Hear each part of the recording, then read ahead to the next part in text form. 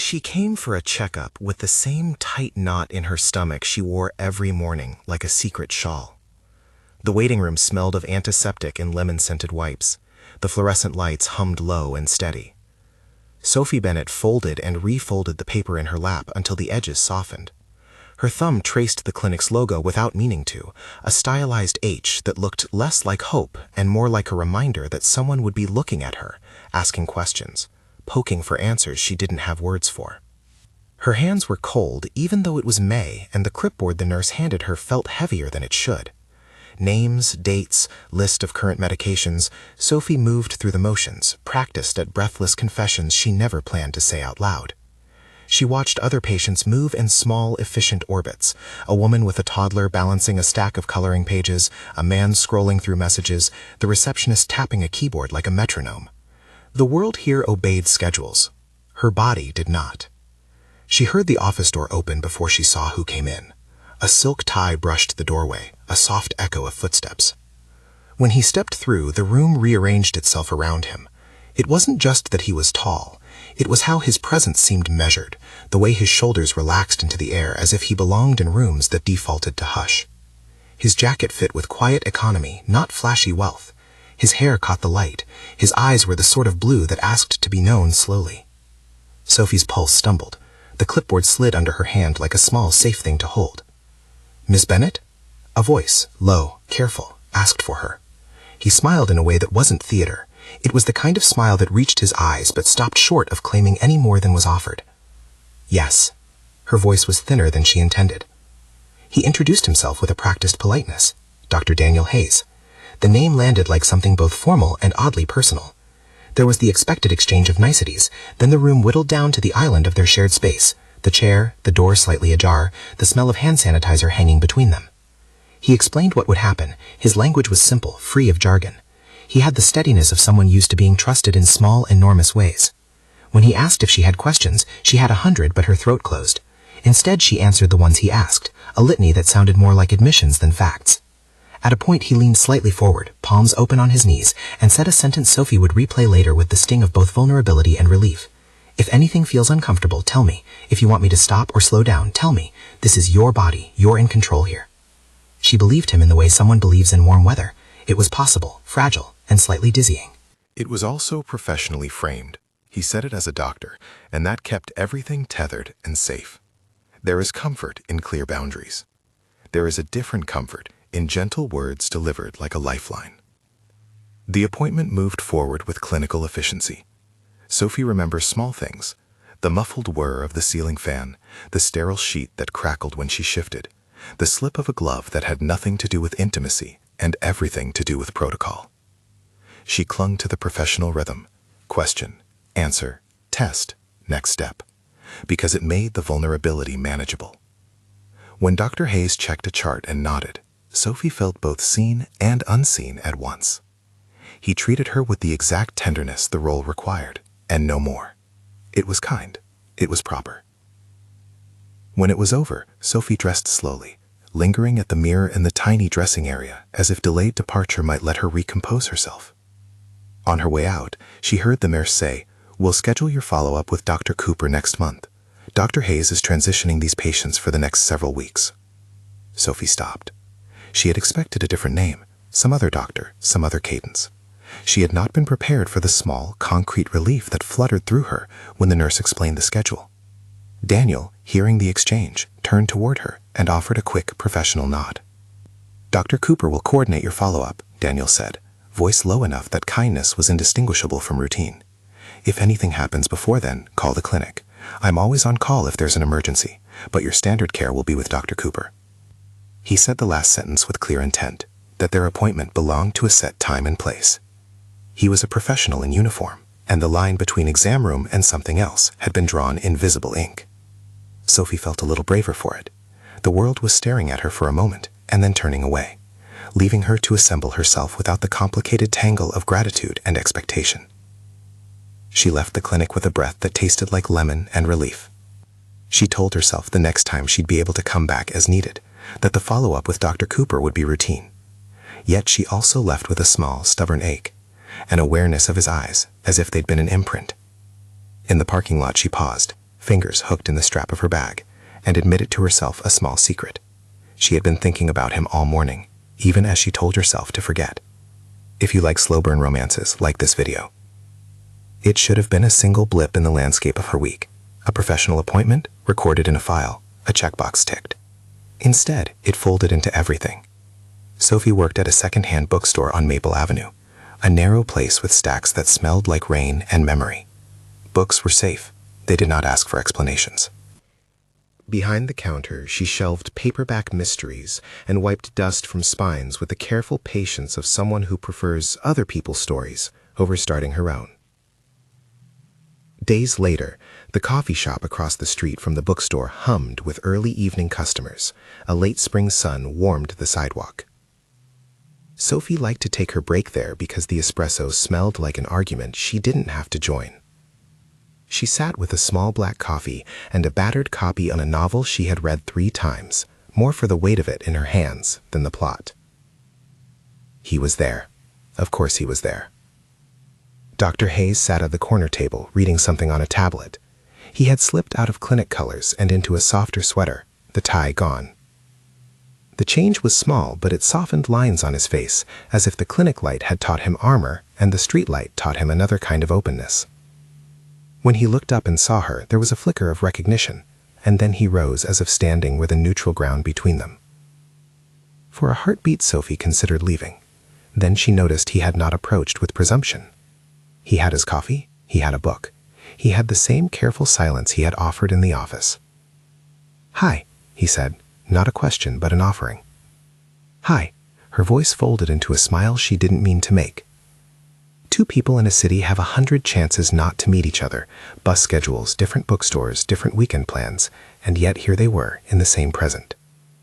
"Mind if I—" He tapped the empty chair across from her. "Please." She wanted to say no and meant yes at the same time. They talked sparingly at first. He asked about the book in her hands. She told him the line she liked and nothing more. He listened, nodding in quiet ways that made space for her to fill. Clever, safe questions. Did you always like secondhand books? Let her answer without exposing anything she meant to keep private. He was easier to read outside the clinic. His features allowed for mischief, which surprised her. He laughed at the same lines she had laughed at years ago, and the sound threaded through the cafe like sunlight through blinds. Sophie found herself mentioning small things, what she did on Sundays where the good used book sales happened. She felt ordinary in a way that did not hurt. He told her, when she asked about the clinic in a roundabout way, that he worked at a nearby health center and did several community nights. Mostly the same patients, he said. His tone had the worn edge of someone who had been in a profession long enough to know the difference between a patient's fleeting fear and something that required time.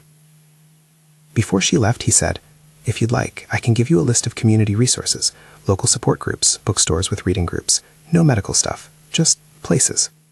She accepted the paper he handed her because saying no felt like pushing away a kindness that had no price tag attached.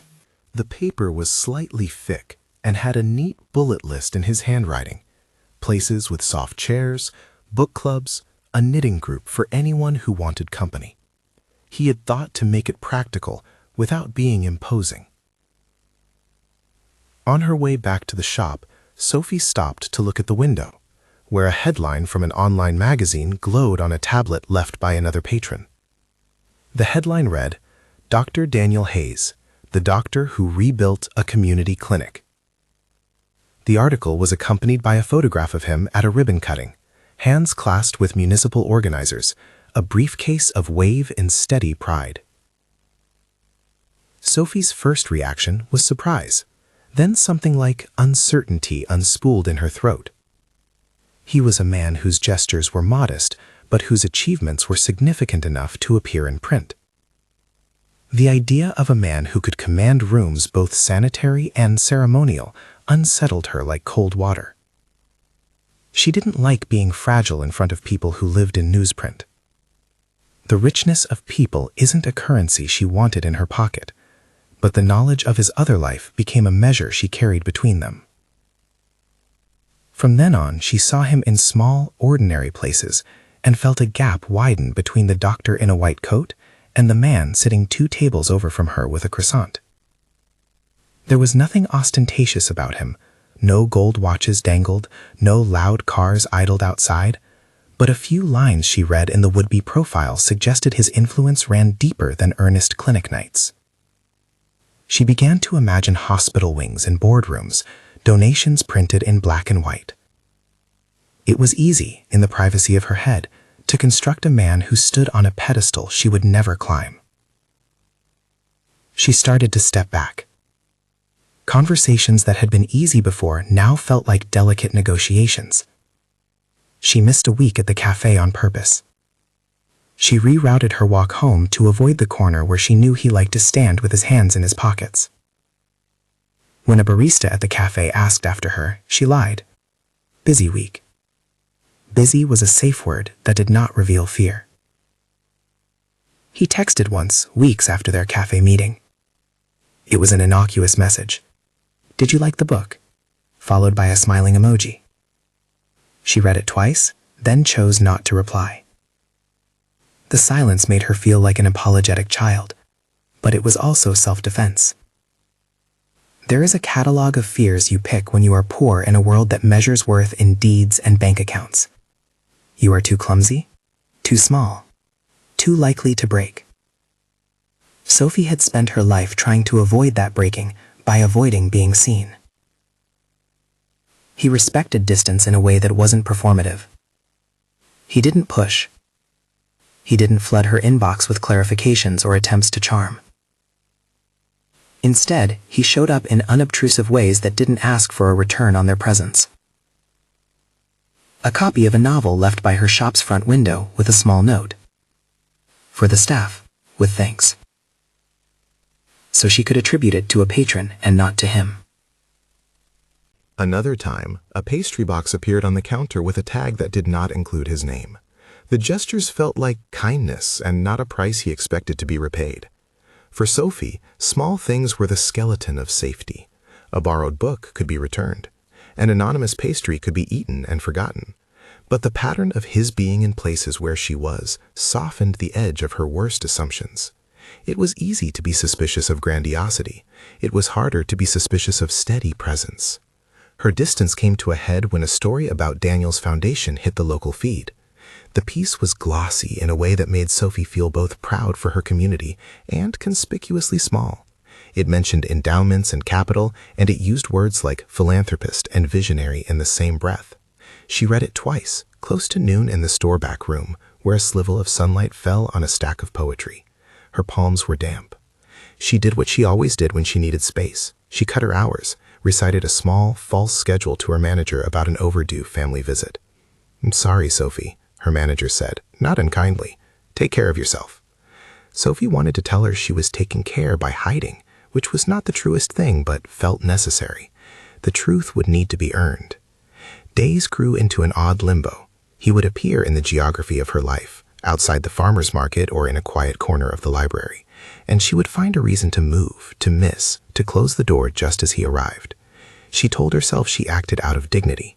She told herself that wealth could not and should not be a bridge between two people whose lives had been built from different wares. She wanted to be seen as herself, without the uncomfortable knowledge that any act of kindness might be read as charity. Once, in the bookstore, while she was straightening a shelf of well-thumbed romances, he came in with a tote bag full of medical pamphlets and a nervous smile. The bell above the door chimed, and she felt her body do that trick where it seems to recognize a long-remembered rhythm and wants to stop it. "Hi," he said, mild and observant. "Is this a good time?" She wanted to say she didn't have time, that she was busy with inventory and the day's customers. Instead, she said, "I meant to ask, did you like the book?" "I did," he said to tote bag on the counter, and this time near the lip of the bag, she noticed a simple hardcover, a collection of short stories she loved. He had not left it anonymously. He had placed it where she could see it, as if offering a bridge and waiting for her to accept or not. They spoke for a while. He mentioned a local reading he'd attended, then asked about her life, her plans, if she ever thought of going back to school. Sophie answered with guarded grins and small, factual statements. Daniel listened. He seemed to catalog details and let most of them rest where he found them. But when she mentioned, almost in passing, that she liked the cafe at the corner because it had good light and cheap tables, he paused. "It'll be nice to go there with you," he said. She could have laughed at the presumption then. She could have said, "I don't know you like that," and meant it. Instead, a peculiar warmth rose in her chest, one she recognized as possibility and also risk. He didn't know her family name. He didn't know her rent payments were late. He didn't know the exact contour of her fears. But still he used language that imagined a future small enough to fit into a cafe booth. "I don't do things like that," she said instead, meaning it as both warning and explanation. He nodded, the way one nods to a rule one understands. "I understand. I don't expect anything." He left the bookstore with a sincere, quiet smile and an invitation. No pressure, just a plan. Sophie felt the space he offered like a door left open, not for him to enter, but for her to decide whether to cross. She told herself she would not. Then, a week later, while closing up the shop, she felt the world tilt. She was in the alley behind the store flipping the lock when a pressure rose in her chest like a sudden tide. Her vision shimmered, sounds muffled. The pavement was a sea of strange textures. She had time to think absurdly of minor things: rent due, the old radiator that hissed, the promissory note tucked in a drawer that did not help as the breath left her lungs. She tasted metal. A delivery truck idled, and a man halfway to a cigarette looked up in the way people look up when someone near them is no longer upright. He called out. She tried to answer. Her knees gave way first, then everything folded inward. The world narrowed to a pinpoint of bright light, and the cool of the alley's bricks as they bit her cheek. There were hands on her arms, surprised and steady. The smell of frying oil from a corner diner, someone's coffee, the sharp clean of a bandana as a teenager wrapped a sweater around her shoulders. Someone called 911. Someone else took off their jacket and held it over her like an urgent makeshift cape. A voice she didn't know said, "Stay with me," the words ordinary but heavy. She wanted to obey. As the paramedics arrived, efficient and considerate, a pair of familiar shoes came into view by the alley entrance. Daniel. He looked less like someone who had just been reading a study in a quiet office, and more like someone who had run. His breath was a little ragged, his face a map of concern, and his hands were unclenched because he hadn't yet decided a way to act that didn't cross him into her life in a new way. "Daniel," someone said, one of the medics, brief and efficient. "Is she your patient?" He hesitated, registering the question with the weight it carried. He was on call for emergencies, yes, but professional boundaries had been drawn earlier, and Sophie had been told the follow-up would be with another physician. The medic's question was routine and practical, and required an answer that would decide whether he could take charge in the immediate minutes of crisis. "Not currently," Daniel said, voice steady.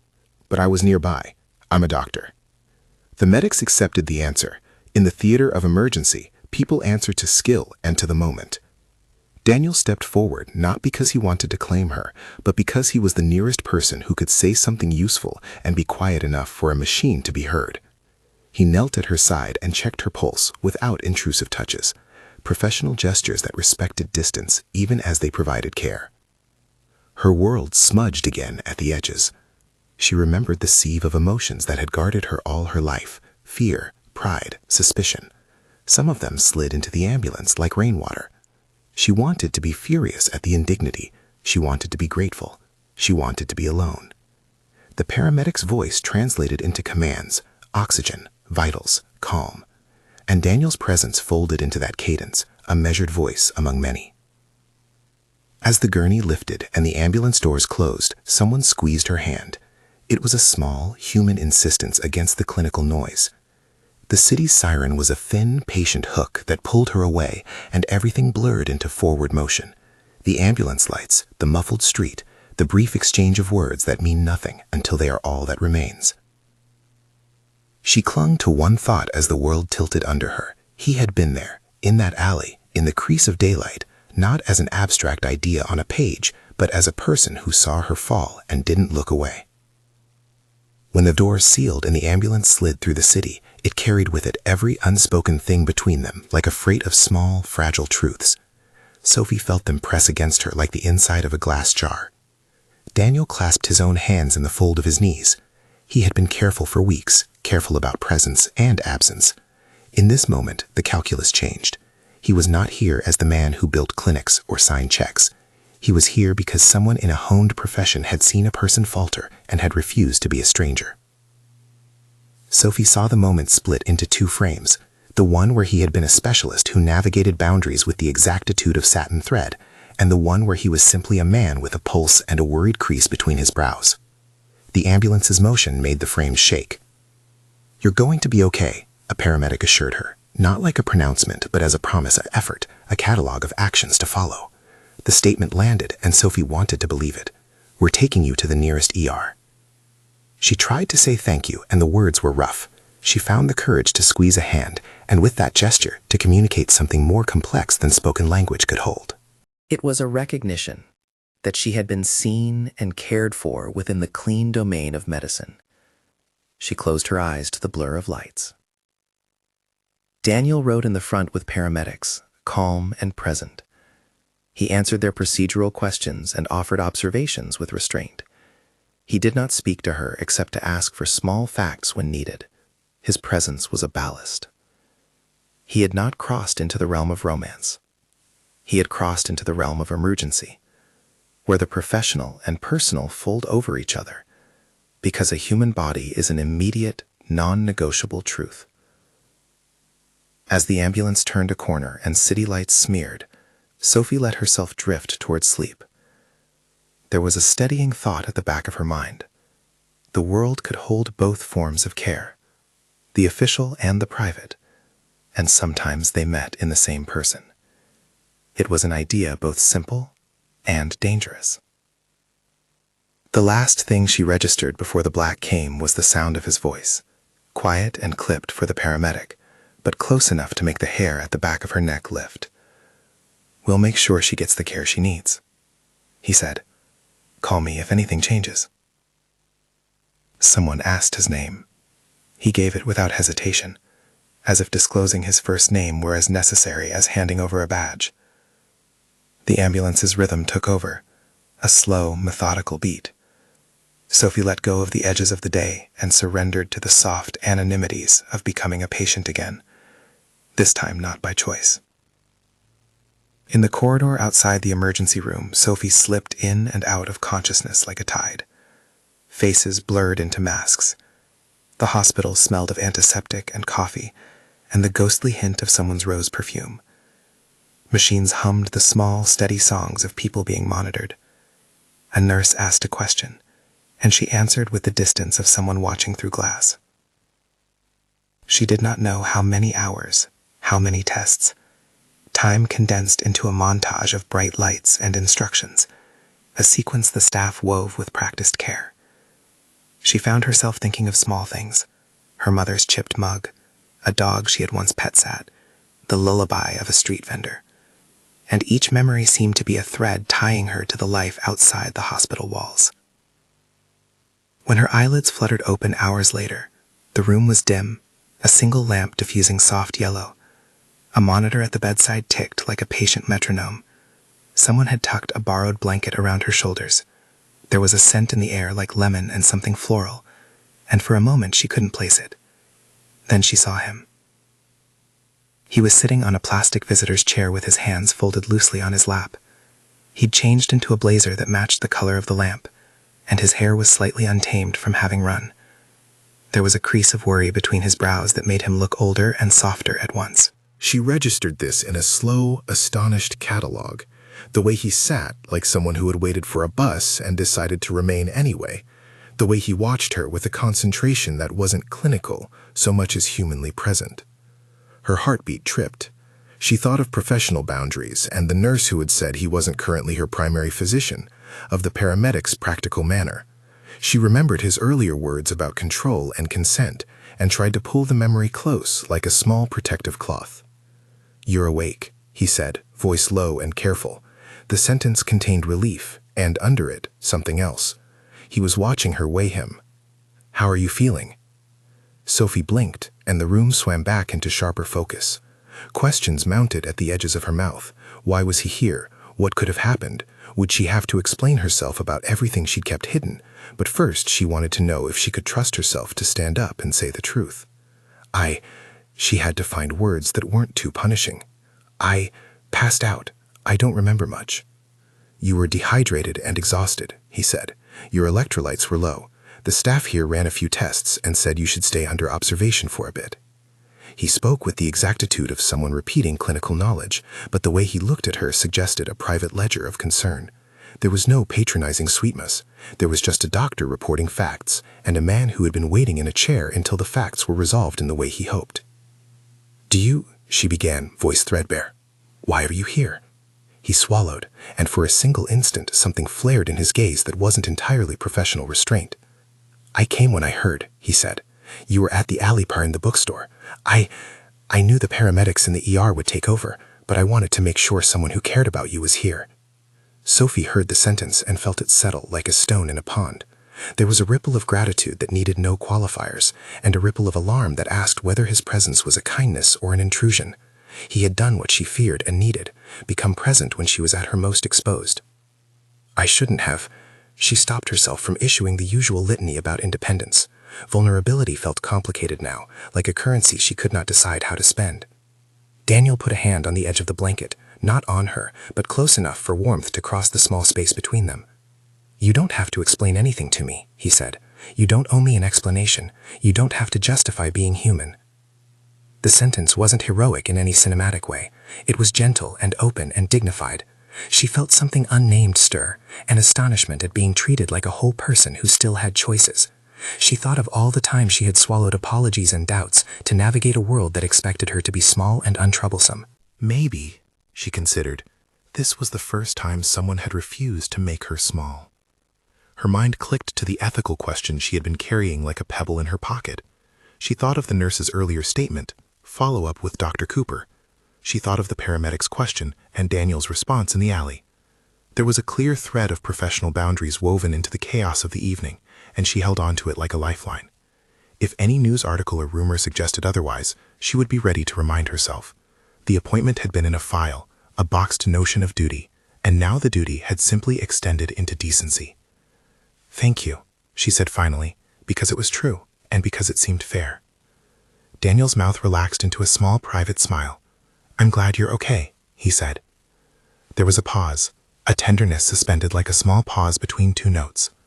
The monitor made a rhythmic sound that matched her own pulse, and the hospital room felt suspended in a kind of truce between the medical and the personal. Outside the window, the city moved on, unknowing and patient, as if everything in this small room might be ordinary in a day or a week. When the nurse came in to check vitals and adjust medication, she carried on with the practiced courtesy of someone who administered care every day. She charted, she checked, she offered simple next steps. "We've notified your primary care," she said, voice efficient. "You can be discharged with a follow-up with Dr. Cooper in a week. If anything changes, call this number. Do you have someone we can contact?" Sophie looked at Daniel, who had not offered to be that person and did not seem to be applying for the role either. He had been there as a human who knew how to respond in an immediate crisis. Being someone's emergency contact, she realized, is not the same as being their doctor or their boyfriend. It is an act with own quiet weight. She hesitated. Her words stalled. Part of her wanted to say she had no one. Part of her wanted to write his name down with the decisive flourish of someone who just made a choice. There was a morality to choosing who holds your name in their phone. Daniel stood, the chair squeaking softly.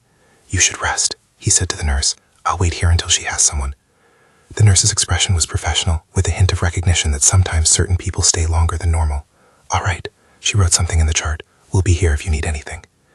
When the door closed behind the nurse, Daniel returned to his seat and glanced at Sophie with an expression that asked if she wanted him to go. She shook her head slightly. "Stay," she said. He stayed. The room settled into a quiet that felt like a promise. Not a promise of forever, not an overblown vow of undying devotion, just the soft, sturdy fact that someone had chosen to keep a chair for her in the uncertain hours of recovery. As she drifted towards sleep again, Sophie found herself thinking of a single, strange, intimate truth. She had come from medical care, expecting only professionalism, and what she received, over and above the necessary clinical attention, was a person who did not pretend that attention could be confined to files and forms. He had proven in the simplest of ways that he could be both the doctor and a human who offered himself without demanding repayment. The thought was warm and frightening all at once, and she let it rock her into a fragile sleep that might, if she allowed it, become something else. The thought was warm and frightening all at once, and she let it rock her into a fragile sleep. When Sophie woke the next time, she was alone in the dim room. The lamp still hummed. The monitor ticked in a rhythm she had come to recognize as ordinary and truthful. A sheet of paper sat on the bedside table. Discharge instructions, neatly folded. There was a small smear of someone's coffee on the edge, as if whoever had left it had been in a hurry. Her first solid sensation was the absence of the chair beside her. The room felt fuller when he was in it. Its quiet had been an agreed-on companion. She sat up slowly, the blanket falling away, and a memory unspooling of his voice. the way he had stayed. The knowledge she had tried to keep rigid, professional, proper, seemed in the daylight both more complicated and simpler. Someone had been there, and that someone had chosen to stay. When a nurse rapped politely and entered with a clipboard, Sophie braced for explanations. The nurse smiled with the efficiency of the practiced and the softness of someone who'd seen enough private storms to know when to offer an umbrella. "We're clearing you to go home," the nurse said. "We made sure your electrolytes are back in range. Dr. Cooper will be your follow-up. You should be good with rest and fluids, but if anything changes, call this number." Sophie read the discharge form as if the ink were a map to the future rather than a list of instructions. Dr. Cooper. The name felt like a small anchor. Her chest loosened a little. When she looked up, the nurse's eyes were thoughtful. "Someone is here to take you," the nurse added. "Would you like us to call a taxi, or will you be picked up?" Sophie was not sure she could bear to be alone yet. She pictured the alley, the delivery truck, the weight of the street under her cheek. She found herself reaching for a choice that felt ridiculous in its simplicity and profound in its consequence. If she called someone, it would be admitting a practical dependence. If she wrote down a name to be contacted for emergencies, it would be handing privacy over to another person. Before she could answer the nurse's question, the door opened and Daniel stepped in. He had the coat on from the morning, the scarf tucked like an afterthought. His expression softened when he saw her sitting up, and all the clinical distance of earlier hours contracted into a more human crease between his brows. "You don't have to worry about getting home," he said quietly, as if offering the fact itself soothed him. "I can, if that's okay with you."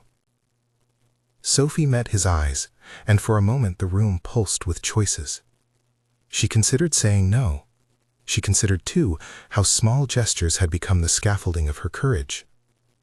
She thought of anonymity and pride, and of the woman she had always been, resourceful, careful, practiced at standing alone. "Okay," she said finally, "but I need you to understand. I don't want favors that feel like obligations." He nodded, the kind of nod that said he had heard and that hearing mattered. "I understand," he said. "If you prefer, I can leave my number and only call if you want me to. And I can tell the clinic that you'll be seeing Dr. Cooper for follow-up, so there's no confusion about boundaries." The nurse scribbled something, and the ordinary language of charts made the extraordinary feel less dangerous. Daniel moved to the small hospital desk and left a number. He watched her as he did it, not as if waiting for a return on an investment, but like someone who cataloged promises and kept them in a safe place. The ride home was neither dramatic nor silent. They rode in his car, quiet, unobtrusive, the heating set at the kind of warmth that coaxed muscles to relax. He drove with focused ease, occasionally glancing at her as if checking on a plant he'd left in the neighbor's care. Sophie noticed his hand on the steering wheel, the ring of a simple watch at his wrist. There was no overture of wealth in the way he carried himself, only the quiet mechanics of competence. At her building, he walked her to the door and paused like someone waiting for permission to cross a line. "I'll text you later to make sure you're settled," he offered. "Okay," she said, "but only if it's okay with me." He smiled in a way that was almost shy. "Only if it's okay with you." He closed the small distance between them with the lightest of touches, a brief hand at the base of her arm, and let the contact be gentle, respectful. It was a small map drawn in skin and distance, a statement that he could be close without reshaping her into something she hadn't consented to. Once inside her apartment, Sophie sank onto the couch and let the hush of her living room gather around her like a blanket. She thought about edges, the ones you wore to protect yourself, the ones people seemed to respect when they truly saw you. She had been careful her whole life. She had also been careful to avoid need. She folded these facts around themselves and considered for the first time that kindness did not always cost something she could not afford. Over the next week, Daniel followed up in ways he had promised. Brief, unassuming messages that checked on her without demanding responses. He did not inundate her. He did not try to apologize for being present. When he offered practical help, a list of community resources, the names of a couple of reliable pharmacists, a suggestion for a water bottle that made it easier to sip. Each suggestion felt like someone building a ladder for her to climb on her own terms. Sophie took the small aid and repaid it with time and cautionful warmth. She went to the follow-up with Dr. Cooper and found the appointment more mechanical than the first had been, a different voice, a different closet of phrases. There was no confusion. Dr. Cooper took detailed notes and asked straightforward questions. Daniel's number was not in the file as a treating physician. The clinic's administrative thread was clear. He had been present in an emergency and would not be the one to oversee her routine care. Sophie tucked that clarity into the small vault that stored her trust. This explicit transfer of professional responsibility, spoken aloud by the nurse, logged by Dr. Cooper, repeated in the soft way Daniel phrased it, was not a bureaucratic detail for Sophie. It was the hinge that allowed whatever came next to feel permissible. He had, with a plainness that respected both their roles, drawn the line that allowed the other to be crossed later by consent, not convenience. Soon, their interactions began to exist in the slant light of ordinary days rather than the glare of a waiting room. He continued to appear in the geography of her life, but the edges had shifted. He came as a man in civilian life, not as an authority in a white coat. He dropped off a stack of used novels for the shop, but this time he signed a small note. For Sophie, with thanks for keeping the city's stories alive. He showed up at a Saturday reading where she'd volunteered to shelve new donations, and when she fumbled through the titles and misshelved a romance in the biography section, they both laughed until her cheeks hurt. Laughter became a measure of safety for Sophie. It was the sound that told her whether a person could be trusted with lightness. Daniel's laugh had a surprise in it now, freer than the one she'd heard in the cafe, warmer than the polite chuckles in the clinic. She began to look for him, not to be rescued, but because his presence had become a small, delightful variable in the equation of her day. Their conversations widened in cautious increments. He learned about the names of authors she loved. She learned that he preferred tea to coffee, and that he had grown up in a town with a library that smelled overwhelmingly of pine. He told her in fragments about his work on community health projects and about grant paperwork that kept him up at night. She, in turn, admitted things she had never spoken aloud, that she sometimes worried she was too small, that money felt like a language she didn't speak. One evening, months after the alley, he found her stacking chairs after a slow closing. The light in the shop had that late gold quality that turned dust into shimmering snow. He lingered by the door with his coat partially on, looking like a person who had rehearsed his entrance 6 times, but had decided to improvise on impulse. "I was thinking," he said, approaching, "there's a leak in the back room, and the landlord mentioned possibly replacing the old pipes next month. I have a contact who could give a quote, if that's something you'd want." They had reached a place where offers were met with a question more honest than suspicion. Will this be helpful or humiliating? Sophie thought of refusing out of principle, of wanting to pay her own way and not owe anything tangible to a man whose life included large columns in local papers. But when she looked at him, she saw no ledger, only a man who'd once sat through the night in a hospital chair because she needed someone to stay. "Would you do that?" she asked. He nodded. "If you want. No strings. I can give you his card. You don't have to accept anything you don't want." She accepted the help, and at the same time wrote herself an internal contract. Accept what eased the load. Refuse anything that felt like charity. He brought the contractor by, and when the price came in, he suggested splitting the cost only if she wanted. She paid fully because she wanted to. He returned the money she offered with a small, gentle insistence that if she could afford it, she should keep the dignity of choosing how to spend her money.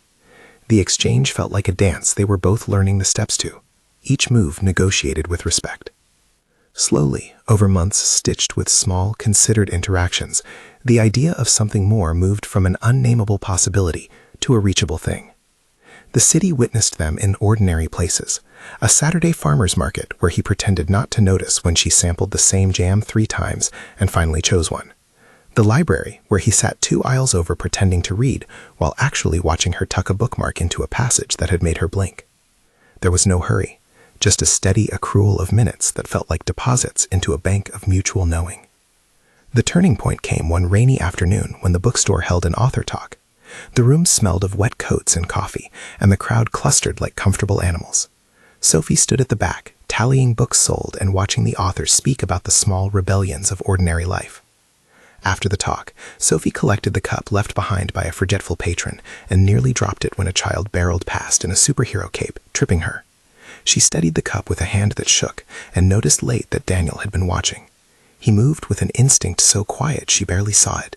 He came to help clean, handed her a towel, and made conversation with the child about mysteries.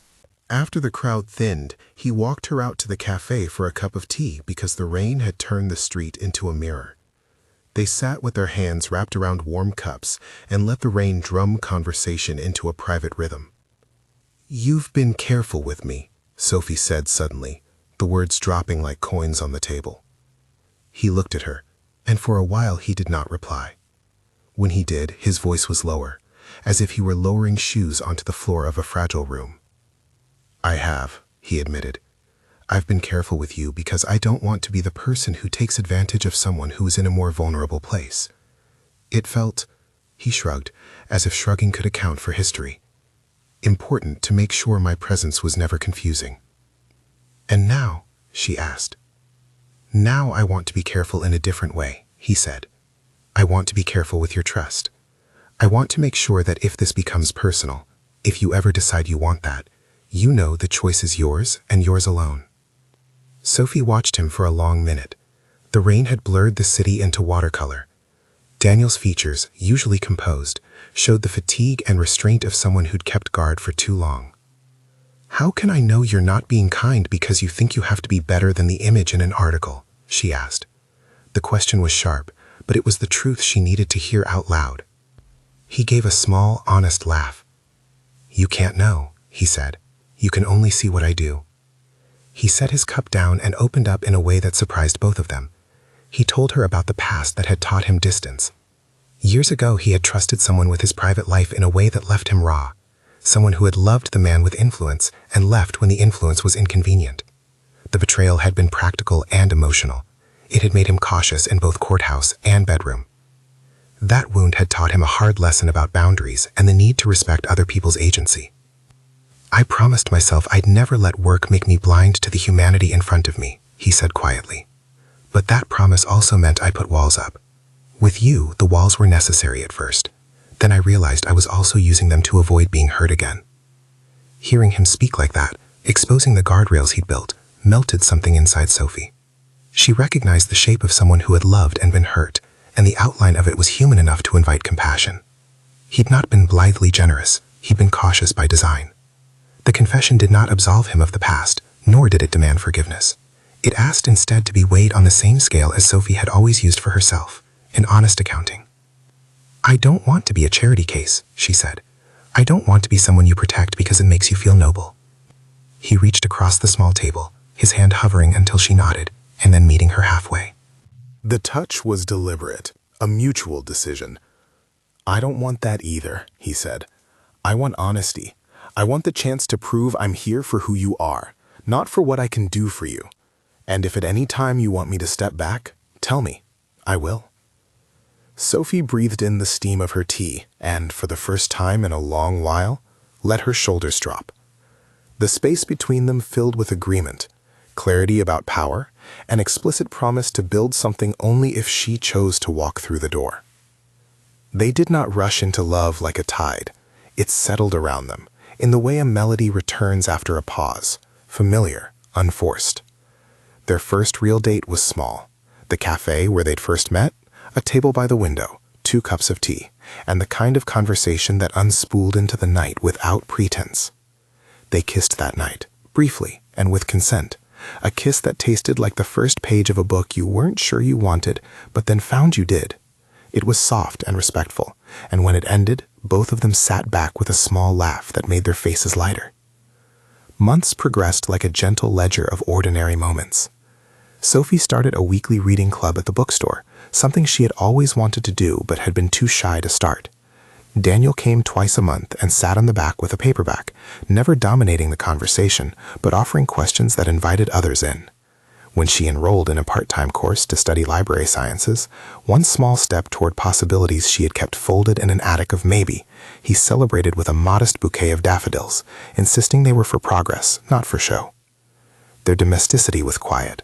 He made her laugh with a clumsy attempt at repairing a shelf that resulted in 3 extra holes and an accidental leaning stack of books that she refused to write until the end of the week.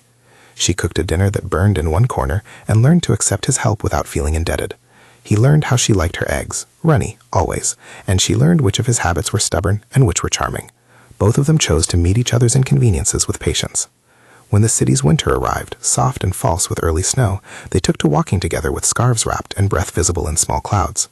People who had watched their earlier crossings, cafes and the library at the farmer's market, smiled in a way that suggested the quiet approval of neighbors who had tracked a slow, steady thing into being. The confession that would make room for forever happened in the cafe where they'd first shared a table. It was not a scene of grand gestures, no cinematic crescendo, only the hum of the espresso machine and the polite clink of ceramic. Sophie had just finished shelving a new shipment of poetry when Daniel appeared with 2 cups and a look that had been honed into something brave. "Do you have time?" he asked. "For tea?" She said, and the question was both literal and a small, private joke. "For something else," he said. He sat down and, for a second, seemed to weigh the rightness of each word before he let one land. "Sophie, I have been careful because of everything I learned the hard way. I have also been careful because I respect what you have to protect. But being careful doesn't mean being cold. It doesn't mean holding back what I feel because of fear." She listened. The moment gathered like a held breath. He reached into his coat and pulled out a small folded note. It was not a box or a ring. It was a page he'd written on with a pen that had smudged slightly at the corner, an odd human artifact that made her laugh before she read it. "I can't promise you a life without fear," he said, "and I can't pretend I'm perfect, but I can promise this, that I chose to be present when you needed it the most, and I'm choosing to be present now.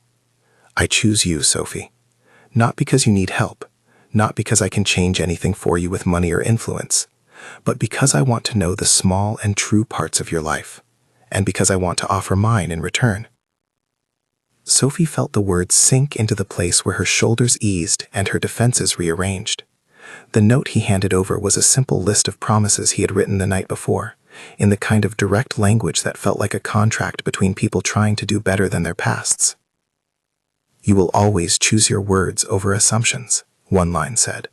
"You will ask before acting," another promised. "You will respect my agency and I will respect yours." It was both modest and radical, an agreement made by two adults who had learned how to make room for each other's histories. She read each item slowly, the pen strokes like small human trails. When she looked up, she found she had an answer in her chest that was not a simple yes or no, but a kind of opening. "I've been afraid," she said at last. "Afraid you'd be someone who fixed me and I would be something to fix. Afraid I'd lose myself in being grateful." He nodded. "I understand." She closed the small distance between them with a deliberate movement.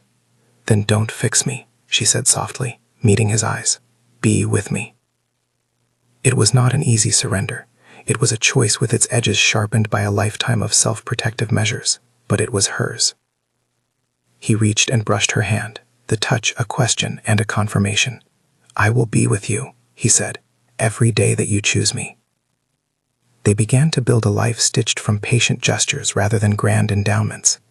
He joined the reading club not as a benefactor, but as a participant. He confessed to her, months in, that he took comfort in watching people argue over a character's motives because it reminded him kindness could be messy and communal. She, in turn, began to accept compliments without deflecting them into jokes. They learned each other's small faults and celebrated each other's quiet victories. The proposal, later that spring, was not dramatic. It was timed to feel like a natural next breath. Daniel asked her to meet him at the cafe at the hour when light draped the window frames like a shawl. The place was decked in the familiar details that had held them. The same chipped wooden table. The barista who now knew their orders by heart. The small stack of books on the shelf that had belonged to someone who always forgot to return them. He arrived with a folded paper in his palm and a reverence that made Sophie watch him as if she were seeing a familiar painting from a new angle. He took her hand and guided her outside, where the city pulsed with its ordinary business. He knelt in front of her in the way a person does when the world is reduced to